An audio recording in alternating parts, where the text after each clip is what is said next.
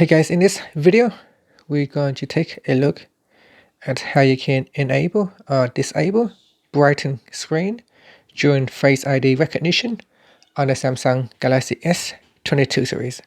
First, tap on the home button to go back to the home screen. On the home screen, swipe down at the top and tap on the settings icon.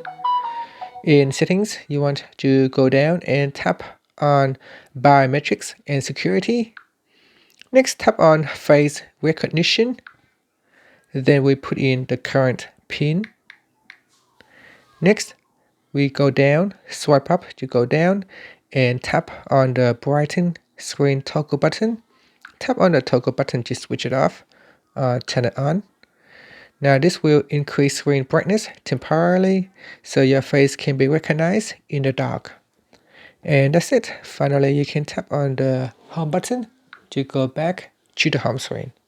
Thank you for watching this video. Please subscribe to my channel for more videos.